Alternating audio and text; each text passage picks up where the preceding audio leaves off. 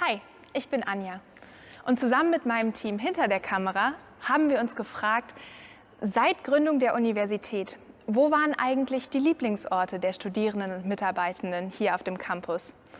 Wo haben sie am liebsten ihre Zeit verbracht und welche Geschichten verbinden sie mit diesen Orten? Deshalb haben wir uns im Rahmen der 50-Jahr-Feier auf den Weg gemacht, um mit Studierenden und Mitarbeitenden früher und heute zu sprechen, um genau diesen Geschichten auf den Grund zu gehen. Wir befinden uns hier in der Glashalle. Hier treffen wir uns mit verschiedenen Gästen, die uns etwas über ihre Zeit an der Uni Bremen erzählen.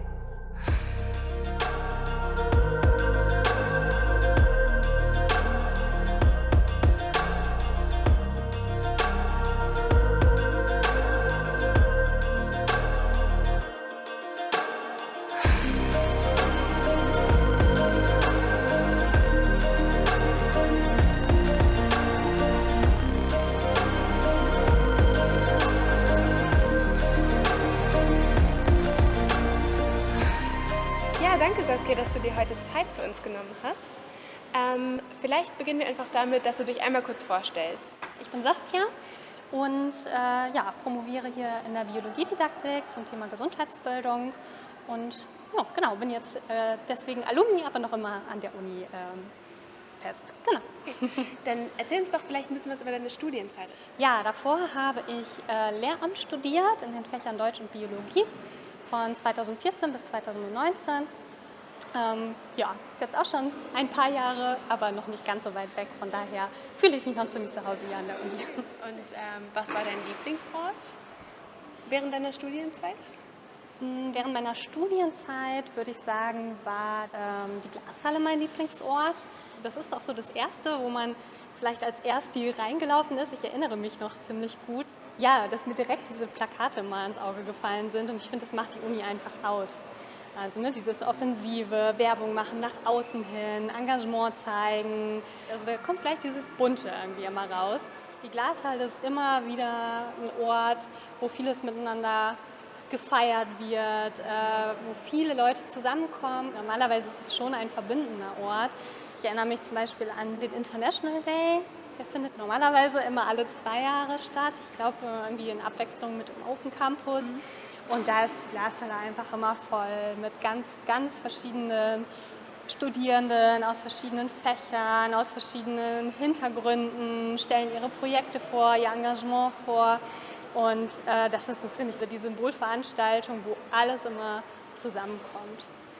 Hat sich denn dein Lieblingsort geändert, jetzt wo du promovierst, oder ist es immer noch die Glashalle? Nee, ich würde schon sagen, dass sich das geändert hat, einfach aufgrund der Tatsache, dass ich mich jetzt in ganz anderen Gebäuden aufhalte als vorher. Jetzt in der Promotionszeit bin ich halt eher im NW2 unterwegs oder seitdem die Mensa wieder auf hat, dann auch in der Mensa. Und die Brücke von NW2 zur Mensa oder den Kaffee in der Mittagszeit ist dann halt der Boulevard. Und das nehme ich jetzt schon als neuen Lieblingsort wahr. Ja, ich sitze dann gerne auch einfach mal mit Kaffee da und genieße, dass wieder Leute kommen. Und deswegen ist es jetzt eher so der Boulevard.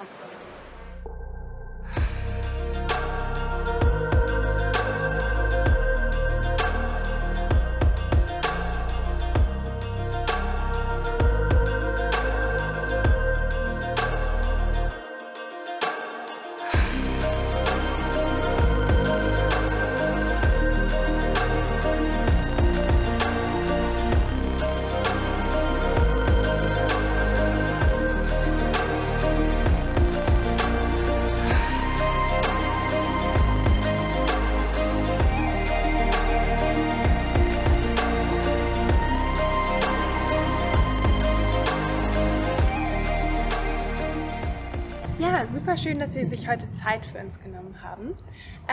Vielleicht mögen Sie sich einmal ganz kurz vorstellen, also wer Sie sind, was Sie gerade so an der Uni machen. Ja, ich bin Petra Boxler und ich arbeite inzwischen schon ganz lange an der Uni Bremen, schon seit 1993 und seit einigen Jahren leite ich hier die Akademie für Weiterbildung. Ja, damals, das war wirklich noch eine ganz andere Phase, denn ich habe Mathematik studiert und insofern dann auch in Mathematik promoviert hier, als die Uni auch noch deutlich kleiner war. Also das war von 86 bis 88 und inzwischen hat sich natürlich da auch jede Menge verändert. Ich habe dann irgendwann die Mathematik an den Nagel gehängt, weil mir das doch ein bisschen zu weltfremd vorkam und habe dann umgesattelt und bin dann auf verschiedenen Wegen in der Weiterbildung gelandet und dann eben seit vielen Jahren in der Uni in der wissenschaftlichen Weiterbildung. Und was ist denn Ihr Lieblingsort hier auf dem Campus? Ja, inzwischen ist mein Lieblingsort mein Büro, erstaunlicherweise, aber vor allem deswegen, weil ich von meinem Büro einen sehr schönen Blick auf den Mensasee habe, an dem wir hier ja auch gerade stehen.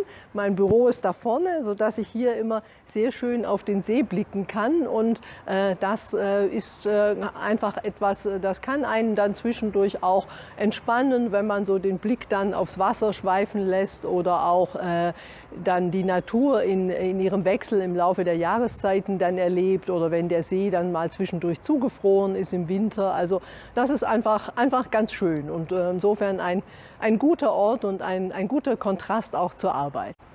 Haben Sie eine ganz besondere Erinnerung hier an den Mensasee oder an Ihr Büro, das Sie gerne mit uns teilen möchten?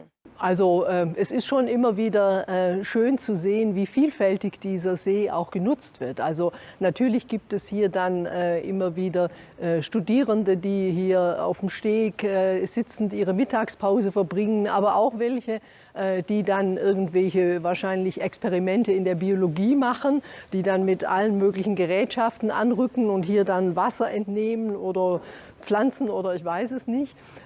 Aber was ich immer wieder auch erstaunlich finde, es gibt auch Menschen, die angeln hier in dem See. Insofern zeigt mir das immer wieder, dass das doch ein sehr lebendiges Gewässer ist. Hat sich Ihr Lieblingsort denn gewandelt von Ihrer Promotionszeit zu jetzt, wo Sie hier auf dem Campus arbeiten? Ja, denn damals, als ich hier promoviert habe, da gab es diesen Gebäudeteil zwar auch schon. Es gab auch die Mensa, allerdings noch nicht so, wie sie jetzt aussieht, sondern so in der kleineren Form, bevor es ja dann mal gebrannt hat. Aber diesen Teil ansonsten habe ich bis dahin gar nicht wahrgenommen. Ich war während meiner Promotion im MZH, im Mehrzweckhochhaus. Das ist hier, was man hier ja auch sieht.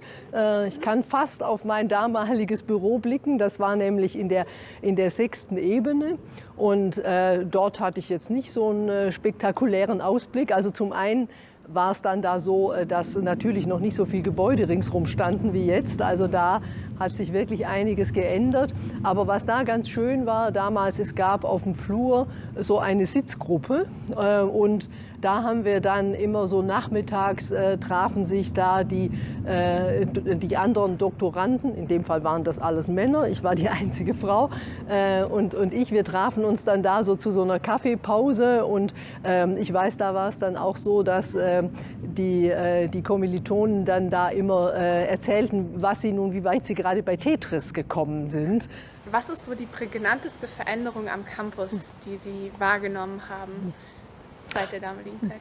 Also auf jeden Fall die Bautätigkeit. Also das hat ja zum einen ist das, was an Gebäudebestand da war, ja deutlich verändert und es ist einfach unglaublich viel dazugekommen. Also ich habe das besonders deutlich gesehen. Ich fahre immer mit dem Fahrrad und fahre an der Achterstraße entlang. Und als ich damals promoviert habe, da war das eine Kuhweide. Also da konnte ich immer den Kühen beim Grasen zugucken.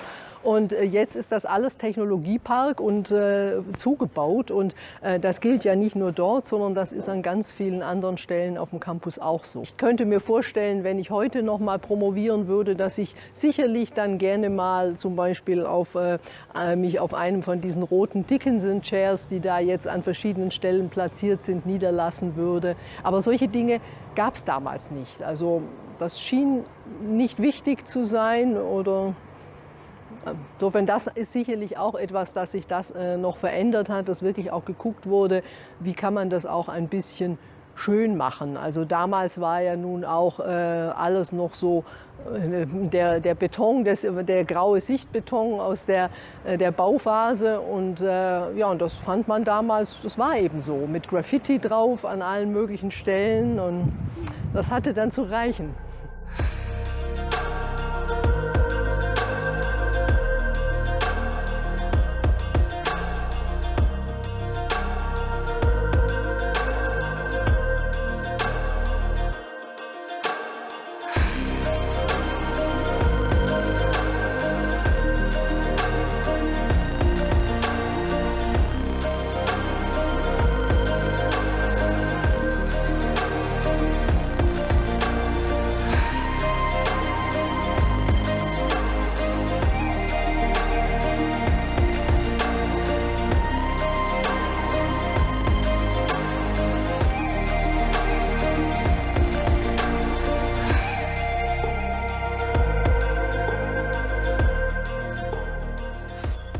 Vielleicht kennen mich ja einige. Mein Name ist Andreas Bovenschulte. Ich bin seit 2019 Bürgermeister und Präsident des Senats hier in Bremen. Habe vorher eine Reihe von Erfahrungen im Verwaltungsbereich und im politischen Bereich gesammelt. Und vor allen Dingen habe ich auch hier an der Uni Bremen studiert, und zwar Rechtswissenschaften. Das ist aber schon relativ lange her. Mein erstes Semester war damals das Wintersemester 1987, 88. Was ist denn an der Uni Ihr Lieblingsort? Natürlich, was so zur Uni der Lieblingsort war zum einen der Unisee, gehört jetzt nicht direkt zur Uni. Und dann die kleine Kneipe, die hier unten war, hieß damals Unikum.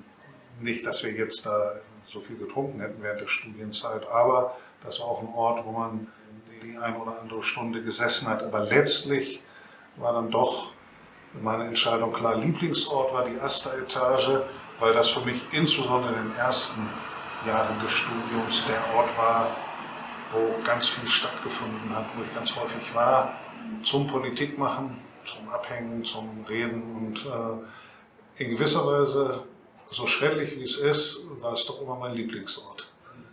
Als ich angefangen habe zu studieren, da habe ich mich natürlich auch so ein bisschen für mein Studienfach interessiert, aber im Wesentlichen habe ich mich für das studentische Leben und für die Hochschulpolitik interessiert.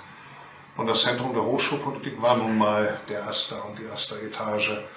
Und auch wenn es um Aktionen ging, fand hier natürlich auf der Asta-Etage, fanden die Beratungen statt, wurde diskutiert, wie gesagt, wurden die Transparente gemalt. Und das hatte schon so eine ganz eigentümliche Faszination. Und dann hat man immer mehr Zeit hier auf der Etage verbracht, viel mehr Zeit, als für mein Studium gut gewesen wäre.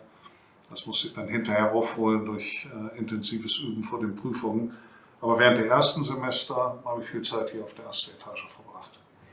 Haben Sie da so ein paar Lieblingserinnerungen, die Sie vielleicht mit uns teilen möchten? Naja, die Lieblingserinnerung war eben, dass man sich gemütlich mit einem Kaffee in den Sessel fallen ließ, die Vorlesung Vorlesung sein ließ und ein bisschen darüber resonierte, was jetzt die beste Strategie ist, wie man, keine Ahnung, die nächste hochschulpolitische Aktion planen kann oder wie man die nächste Wahlkampfaktion macht und wie man den politischen Gegnern einen auswischen kann. Und das waren schöne Erinnerungen, gab auch andere sehr interessante. Wir haben relativ schnell, als ich angefangen hatte zu studieren, gab es einen Unistreik. Und Unistreik bedeutete damals nicht nur, dass man nicht an Vorlesungen teilnimmt, sondern wurde das GW2 besetzt und die Türen wurden verriegelt und irgendwann hat man auch mal versucht, das Rektorat zu besetzen und solche Sachen.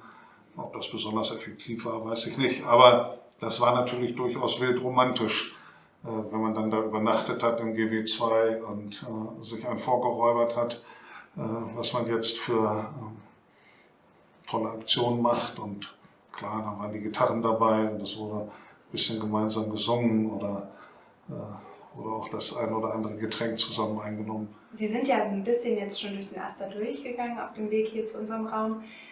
Was sehen Sie als die größte Veränderung seit der Zeit, die Sie hier verbracht haben? Ich kannte natürlich auch vor dem heutigen Gespräch die Veränderungen, weil ich natürlich auch zwischendurch die Uni besucht hatte.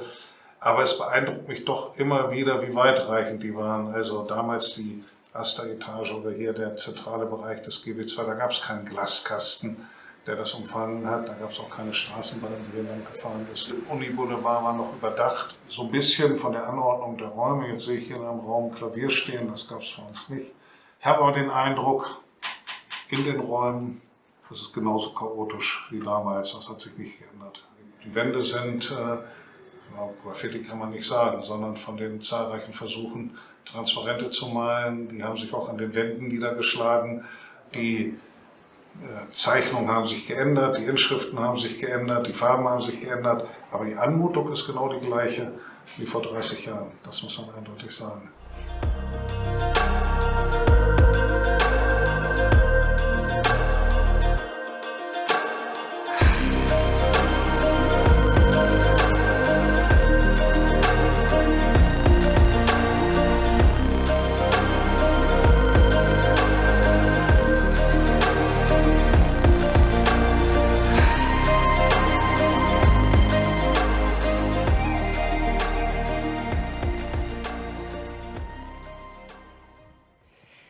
Das ist übrigens mein Lieblingsort hier. Man kommt jetzt leider durch Corona nicht wirklich rein, aber wenn ihr ein bisschen näher dran kommt, da drin gibt es den besten Kaffee. Das ist so eine Mini-Extra-Kaffeetheke, die im oberen Teil der Cafeteria ist. Einfach perfekt. Und noch geilen Kuchen. Aber jetzt gerade leider ja nicht zugänglich.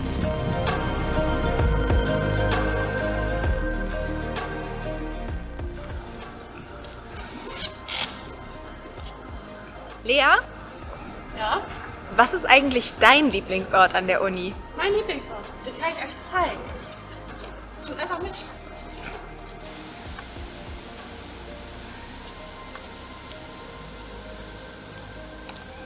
Das ist mein Lieblingsort.